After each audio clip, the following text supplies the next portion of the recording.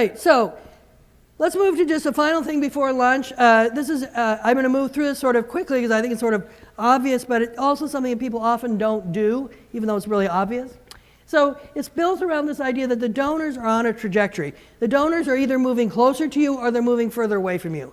They are not static, okay? So anyone starts with, they give you money for once, twice, 3 times. If you were to say, tell me a little bit about yourself, like what groups do you give to? Blah, blah, blah, blah, blah, blah, okay? Oh, but the one I like the most, this is where you're trying to get them to move, to now name your group as this one I like a lot. And then some cross-section of donors, usually about 10% of your donor base, would say of your organization, this is one of my top 3 giving priorities. And ideally, who is in that 10% right now? Who would say, this is one of my top 3 giving priorities? Who is logically in that group right now? Your board, right? In real life, that may not be the case. But it gives you a clue when you bring board members on, that may be one of the things you want to say to them. We want you to be one of the top 3 giving priorities. And who would you say that to that it would make the most sense is somebody for whom that was already true. So where do you find board members? I find them in the donors, among the donors. People have been giving me money year after year after year and not engaged in any way. These are people that love the organization, right? We often look for board members way out here, over there, and right in front of us are the key people. So the donors are moving. So to kind of be a little bit more scientific about that, we like to practice something we call segmentation. How many of you segment your donors in any way? You write to some of them one way and some of them another. Okay, a little bit? And what segments do you use? Okay, it just happens. That happens at your organization. That's good. Okay. So the idea is you're meeting the donors where they are. So let me just give you an example. This will make it so easy. So these are kind of simple segments. This is all you need to do. You don't need to do more than this. You can, but you don't need to. So people who give for the first time, most important thing they feel is welcomed. In fact, the thank you note says welcome. Welcome to the family of urban underdogs. Okay, you are going to make a difference in the lives of some really important and overlooked animals, okay? And maybe a little picture or something like that, okay? And then in a couple months, you write to them again, we have this chance to actually go out. I'm going to rag on urban underdogs and make up stories about you. So we have this chance to go to this other neighborhood where we've heard there's actually a number of dogs running loose, and we're going to work there, but to do that and to bring out a vet and so on, it's going to cost about just a couple $1,000s. Wonder if you can help with an extra gift. Every time you ask your current donors for money, make sure that you know that they know that you know that it's an extra gift. Can you give an extra gift? Can you go that second mile? Can you do this over and above? You've already done your share, but can you do this over and above? Okay?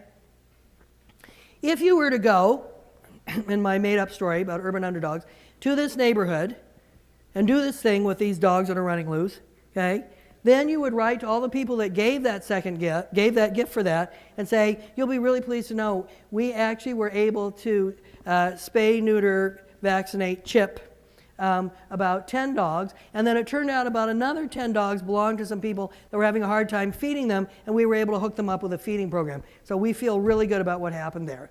Okay? So, okay, my money really did some good. Because way too often we get an appeal for a specific thing, like a van, but I never hear, did you get the van? Right? So tell me I got the van. Now I'm driving the van. Now the van is full of animals.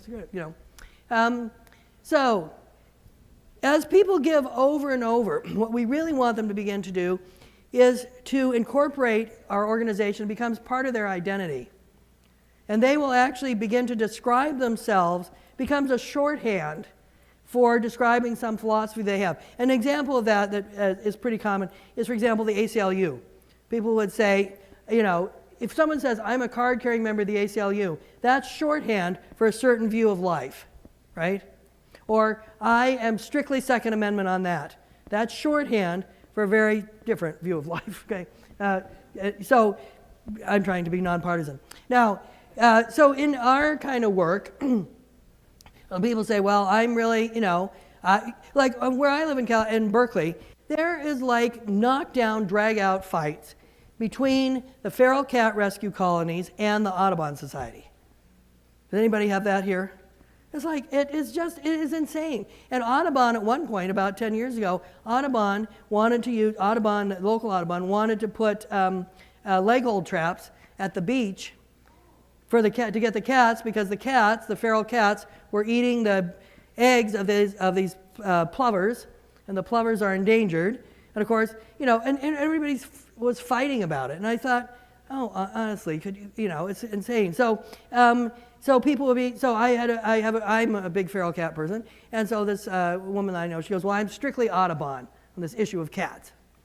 See, it's very shorthand, okay? Well, I'm strictly cats on this issue of Audubon.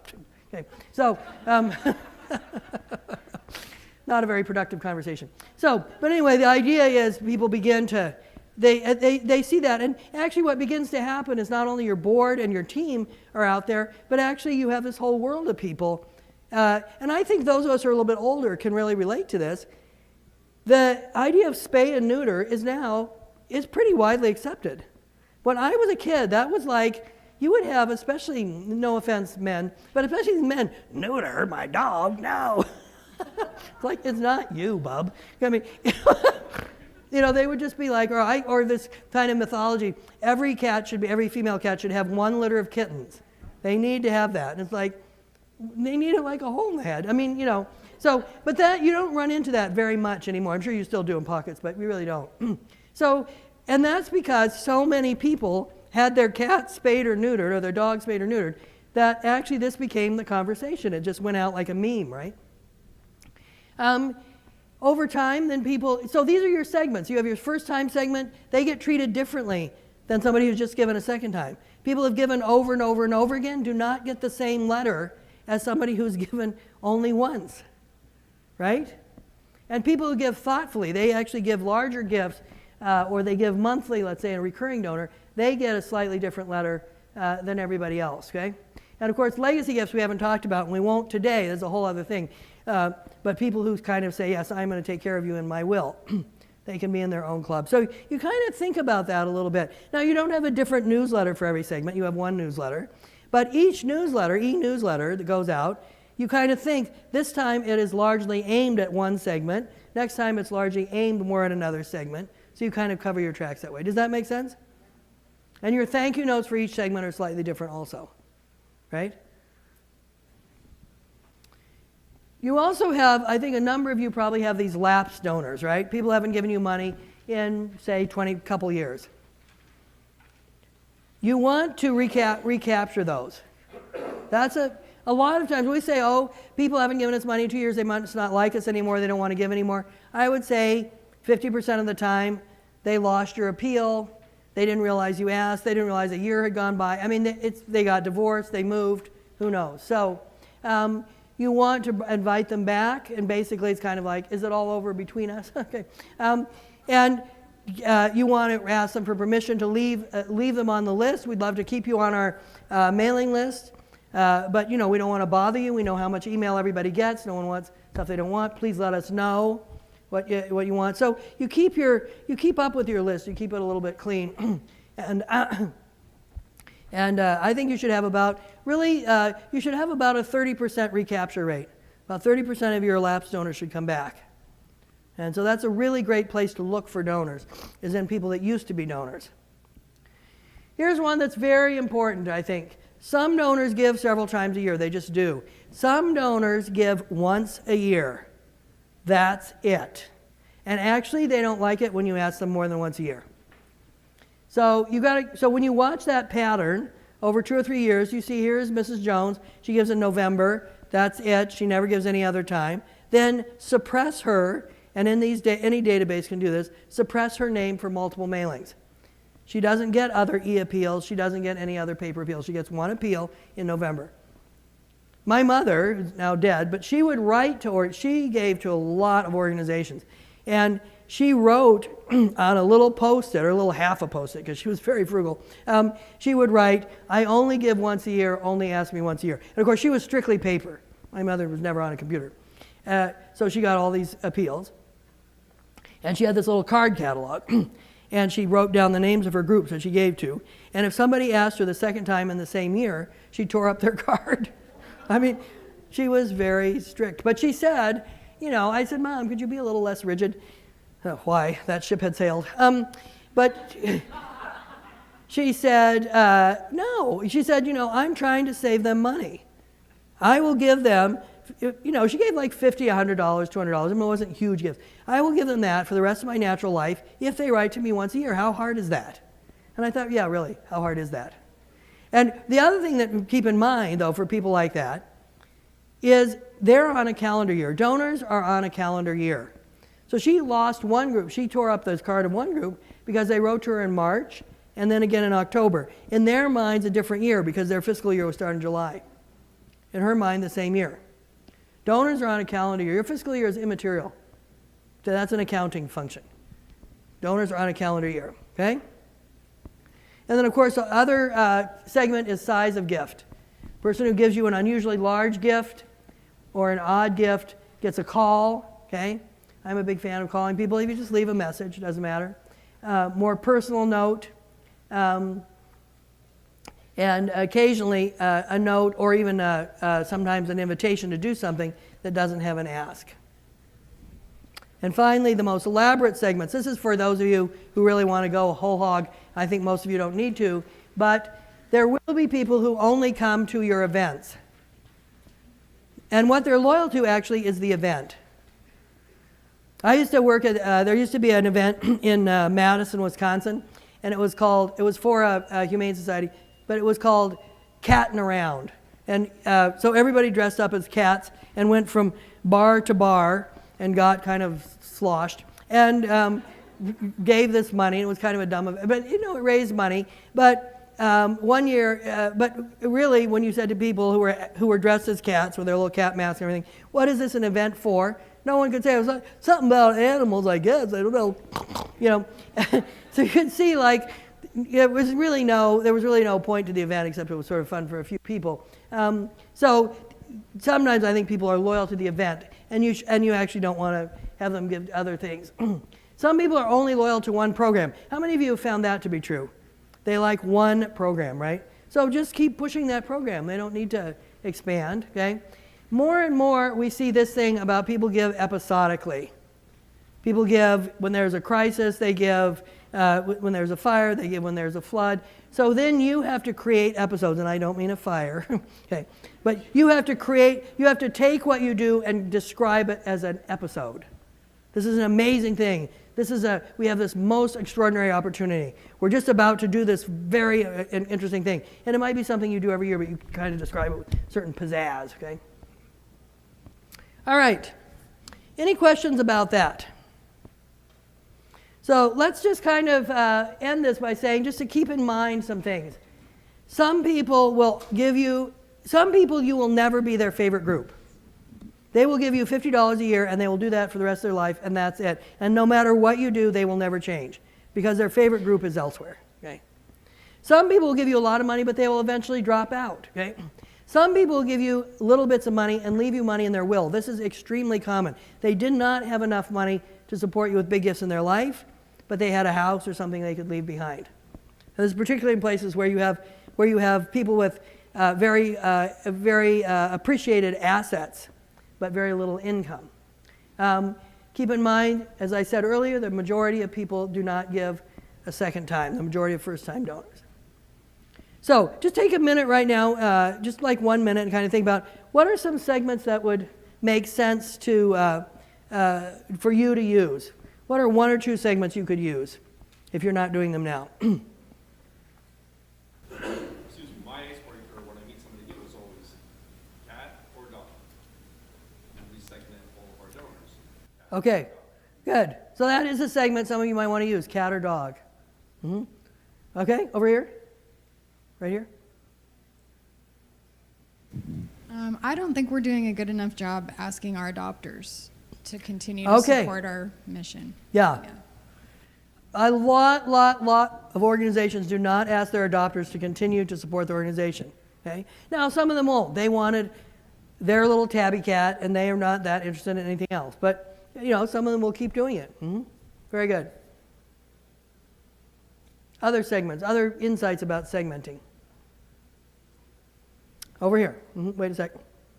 We segment our donors where they donated. Was it an event that they came to? Did they do it online? Do you know, to kind of get a feeling of how to continue to work with them? Yeah, really? Yeah, absolutely. In each donor record, it should say, what was the source of the gift? Now, one thing that's tricky about, because there's so many sources now, we know, for example, that people who give by check, very old school, 60% of them will have checked out your website before they write that check. We know from a lot of organizations that do a lot of direct mail and a lot of online, you'll send out a direct mail appeal, so paper, and all of a sudden all your online will go up because people are like, oh, and they go from the direct mail and they just go to the website.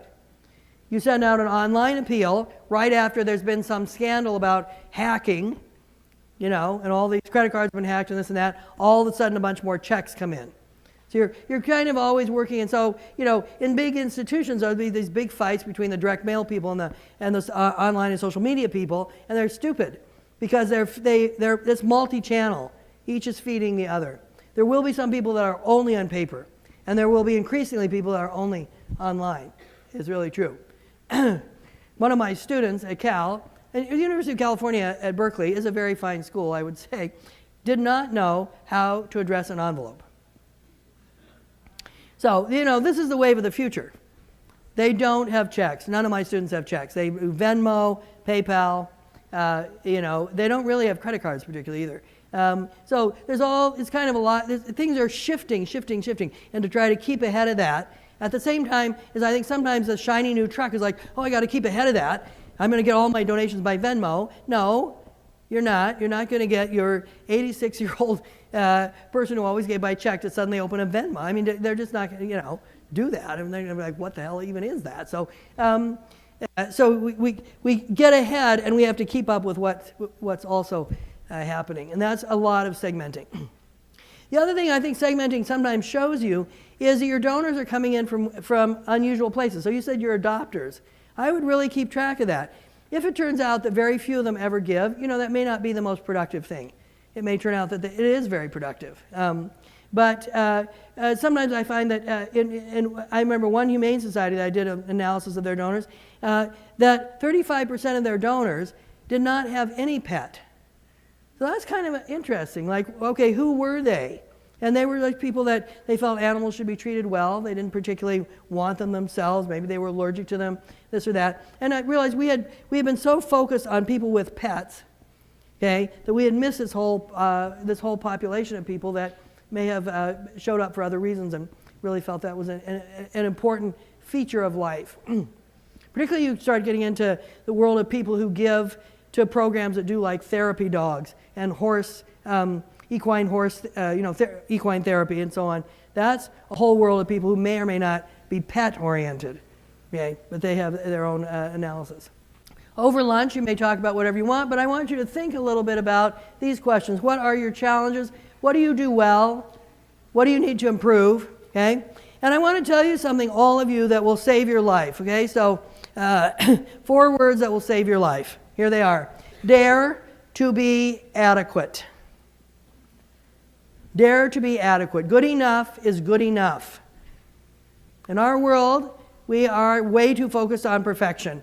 So you take a newsletter, for example, the executive director is like, oh, I have to read it and reread it and reread it. By the time that person is ready to send it out, the thing that you were advertising is now over because, of course, the ED had a million other things to do, so it never goes out. Is this familiar to anybody? Or goes out very rarely, okay? You know what? Send your newsletter out. If it has typos in it, what will happen? People will call you. First of all, flatter yourself anyone will notice, but someone will notice your newsletter had 2 typos. Oh my God, unbelievable. But, I'm really sorry about that, so sorry about that. Are you a good proofreader? Because clearly we need one. Would you like to volunteer for us? Thank you for reading. Now what you want to start with, thank you for reading our newsletter, right? Yeah? So your board members, you think, well, I can't imagine Harold, really keeping up with stuff. And the stuff he posts on Facebook, it's kind of, it's a little bit dumb. And it's like, okay, really? So who is going to post on Facebook if Harold doesn't do it? Nobody? No presence is better than Harold's presence? I don't think so. Okay, so adequate is fine. Don't let the best be the enemy of the good. Okay, and I think a lot of us are way too much perfectionists. We're a little bit too OCD. You do need to. What does need to be done perfectly? Well, your accounting probably, right? Yeah. Like, I'm going to fly home tonight. I don't want the pilot to be like, well, I'm kind of adequate. Right? I want that person to be very OCD, very precise. Okay, but really, honestly, in fundraising, a lot of things it's better for it to get done and get done okay than to not get done because you were waiting for it to be perfect.